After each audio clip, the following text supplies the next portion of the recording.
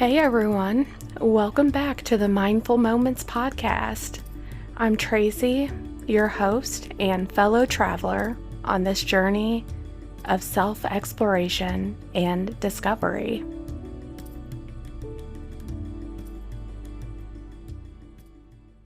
So today we're going to explore a piece of literature that has had a lasting impact on me since I first heard it in the movie Coach Carter. And many of you might remember the powerful scene where the character Timo Cruz, he's standing there and he's reciting a poem to Coach Carter. And the poem is attributed to Marianne Williamson from her book, A Return to Love. And it's often referred to by its opening line. And that opening line is, "Our deepest fear is not that we are inadequate." So, to get us started, I want to begin by revisiting the poem as it was recited in Coach Carter.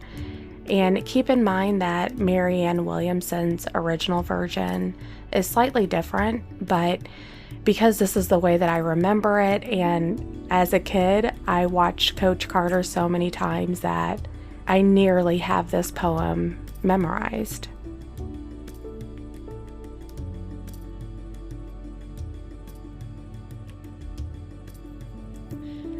Our deepest fear is not that we are inadequate. Our deepest fear is that we are powerful beyond measure. It is our light, not our darkness, that most frightens us. Your playing small does not serve the world. There is nothing enlightened about shrinking so that other people won't feel insecure around you. We were all meant to shine, as children do. It's not just in some of us, it's in everyone. And as we let our own light shine, we unconsciously give other people permission to do the same.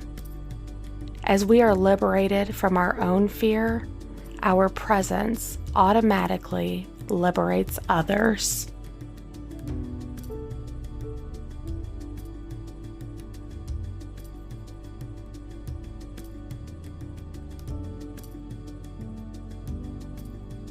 In the movie, in Coach Carter, Timo Cruz recites this poem in his response to Coach Carter's question.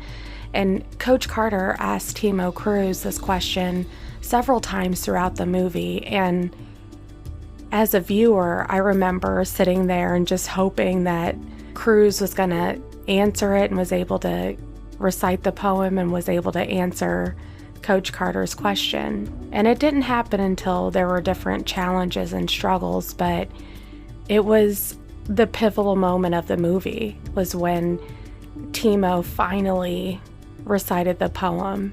And for me, it really highlighted those themes of self-empowerment and its potential. And the way that Cruz recited it, it said so much about his journey from fear and self-doubt to embracing his true full potential.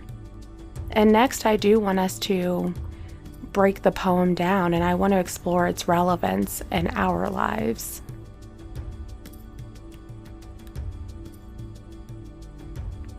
And there's quite a bit to break down within the poem, but just hang with me, just go with me on this, because I'm going to try to break it down and explore the poem with you in real time. So we'll be doing this together.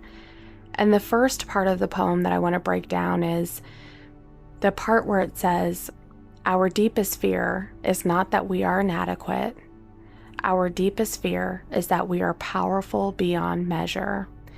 And when I think about this, it makes me think about how we often focus on our limitations and what we can't do.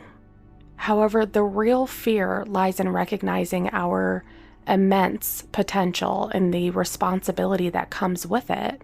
Imagine if you fully embraced your capabilities. How would that change your life? The next line that I want us to think about is the line that says, "It is our light, not our darkness, that most frightens us. And this tells me that it's easy to hide behind our flaws and failures. What if instead we allowed ourselves to shine brightly? This light within us can light up not only our own path, but also it can inspire others.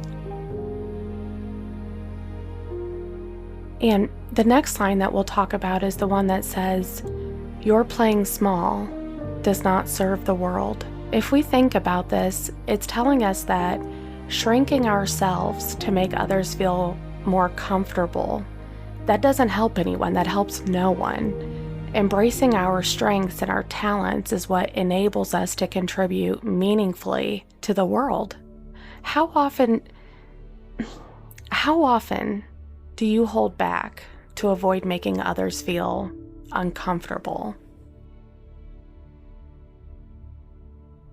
And for the next line, it reads, "There is nothing enlightened about shrinking so that others won't feel insecure around you."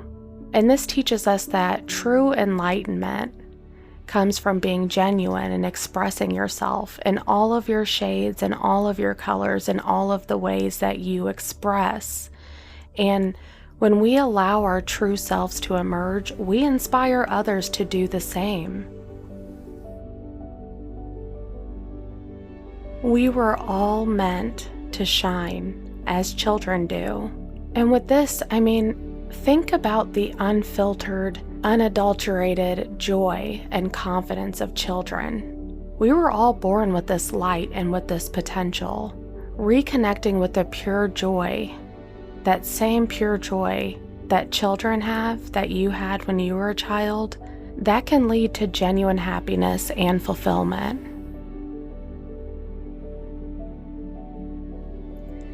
And for the next line, it says, "It's not just in some of us, it's in everyone." Think about that. This potential to shine it's universal. Every person has a unique light to share.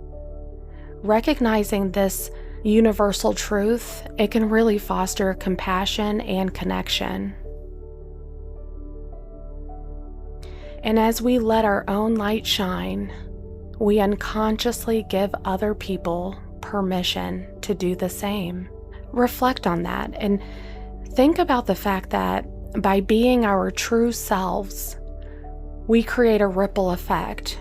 Our courage can inspire others to embrace their own potential, their own uniqueness.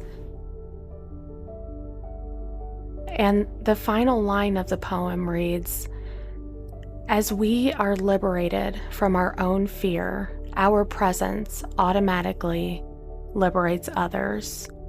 And this really, it highlights for me that overcoming our fears empowers not only ourselves, but also those around us. Our journey towards self-acceptance and empowerment becomes a light for others.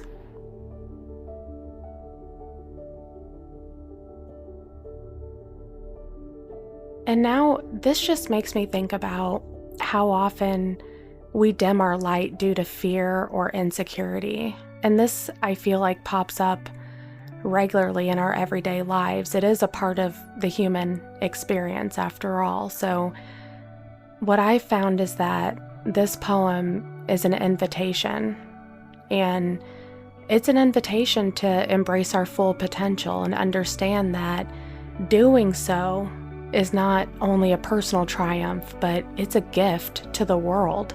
By being our true selves, we contribute to a collective upliftment, and it empowers others and it inspires others to do the same.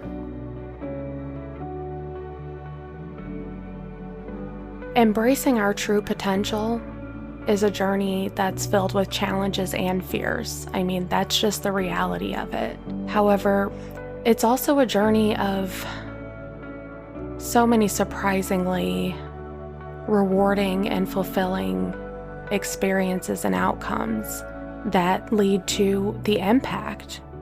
And by allowing our light to shine, we not only enrich our own lives, but we also inspire and empower those around us.